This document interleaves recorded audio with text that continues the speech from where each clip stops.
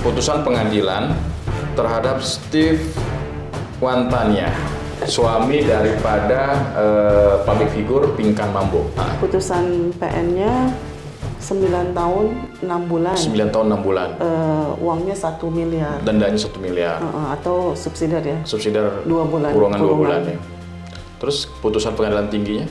Menguatkan putusan pengadilan negeri Tangerang. Kita lihat dari putusan ini, kejadian itu bukan baru ya. Bahkan kejadiannya itu udah lama. Dari anak ini usia 12 tahun sampai 15 tahun. Jadi 3 tahun berlangsungnya. Ayah kandungnya yang melaporkan polisi.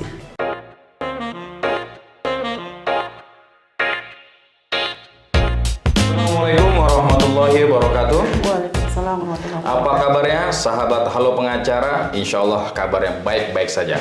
Pada kali ini kita akan berdiskusi tentang kejadian-kejadian yang aktual, faktual, dan yang pasti viral gitu ya. Terkait dengan beberapa hal yang memang akan kita angkat dalam diskusi kita pada kali ini. Nah, jangan lupa sebelum tonton lebih lanjut video kita kali ini, jangan lupa untuk like, subscribe, dan share, serta komen di channel YouTube Halo Pengacara.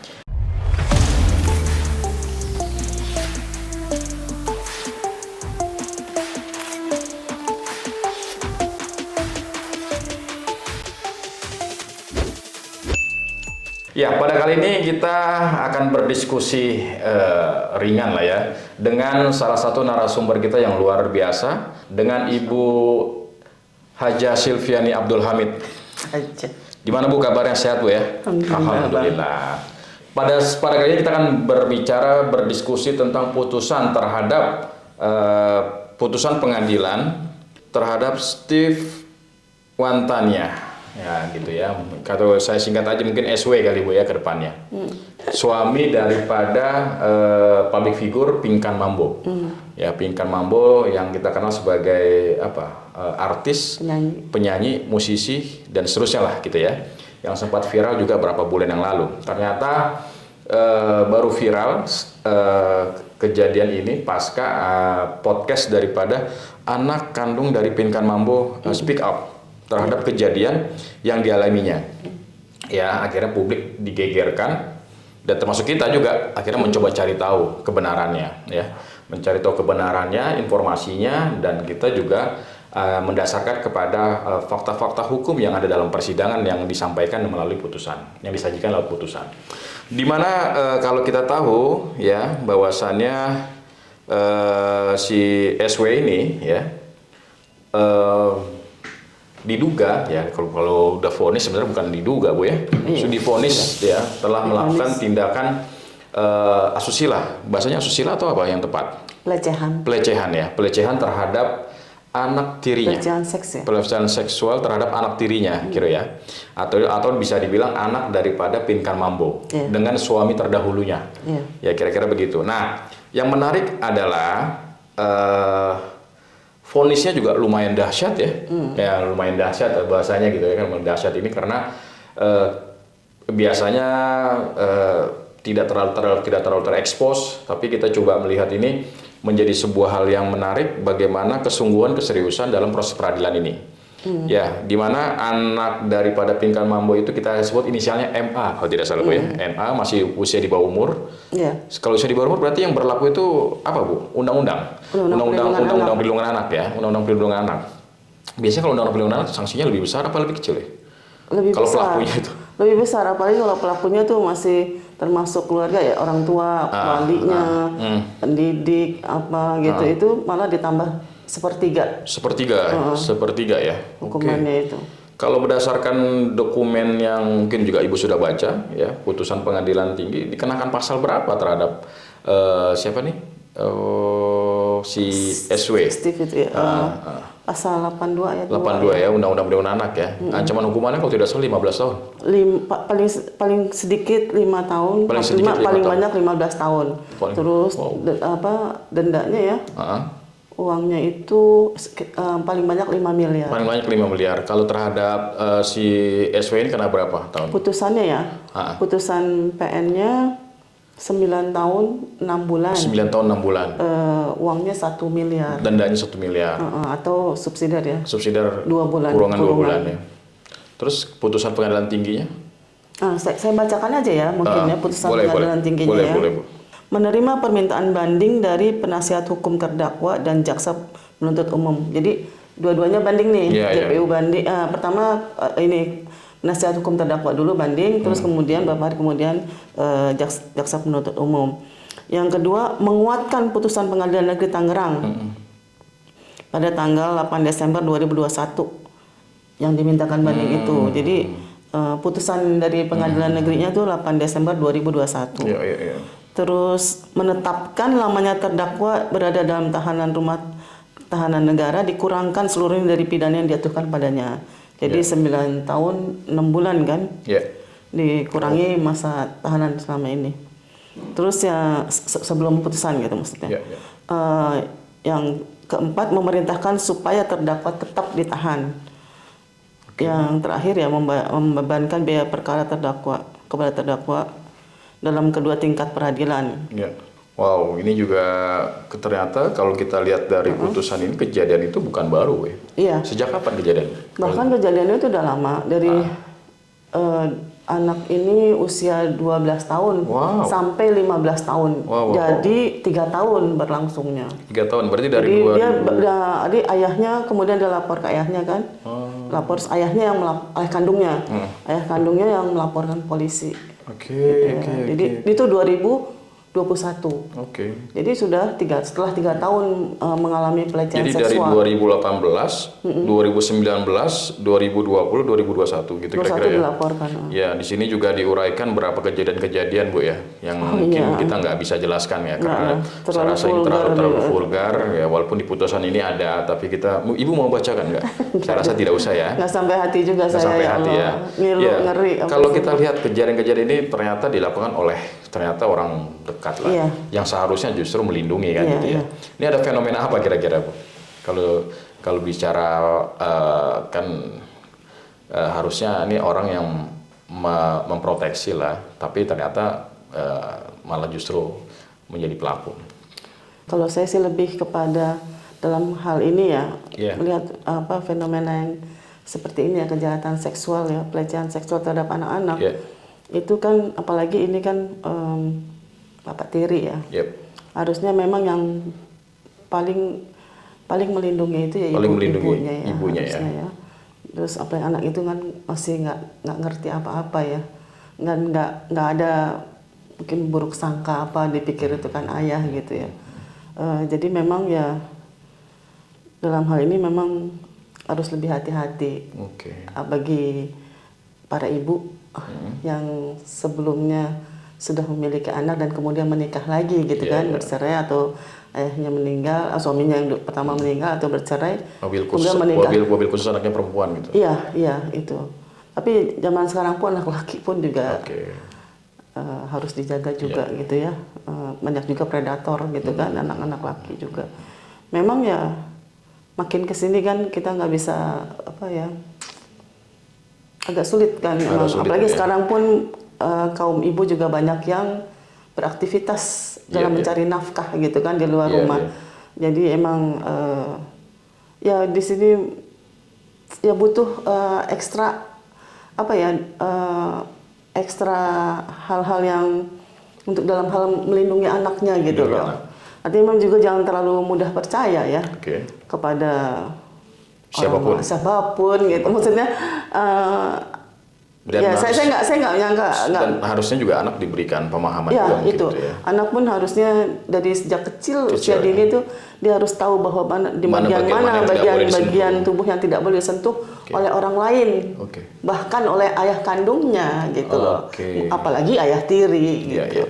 Jadi memang ya pertahanan itu ya, perlindungan anak itu mungkin dari mengedukasi si anak yang dari masih usia kecil banget gitu kan.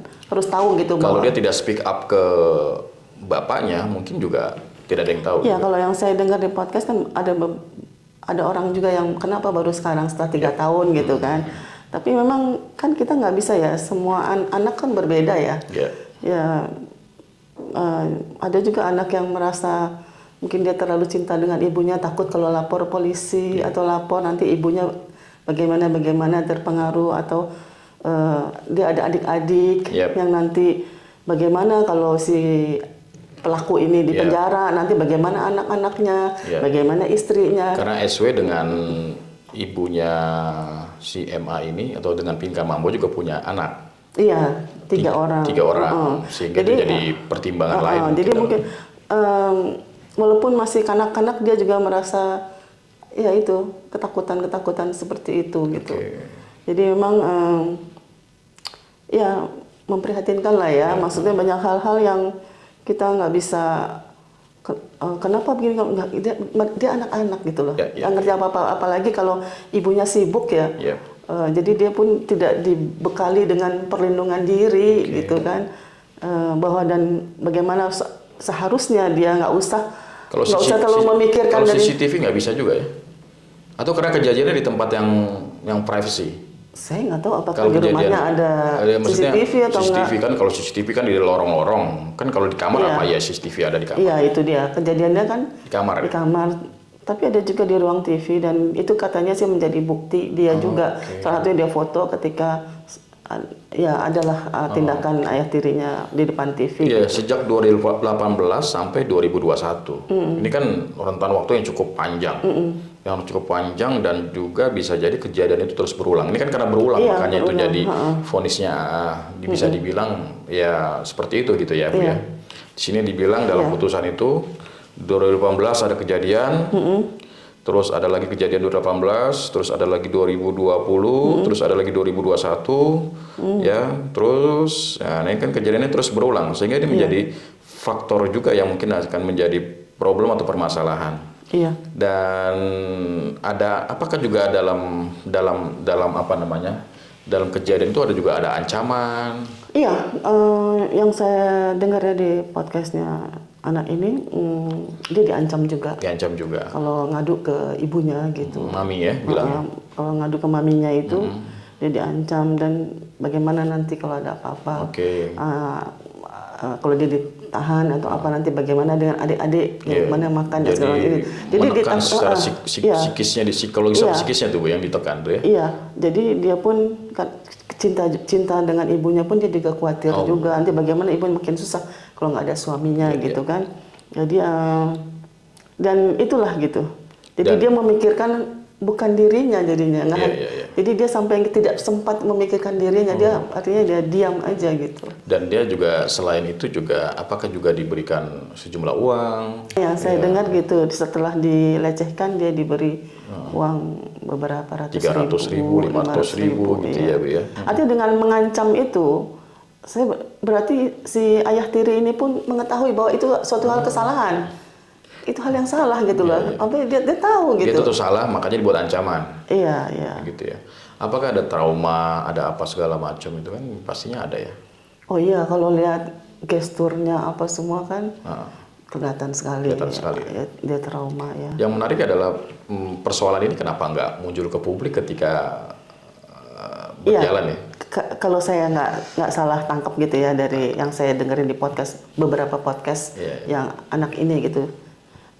Itu sepertinya dia waktu putusannya itu ditanya apakah mau maksudnya itu dipublikasikan atau tidak, dan dia mengatakan jangan gitu, pokoknya nggak mau dipublikasikan. Gitu.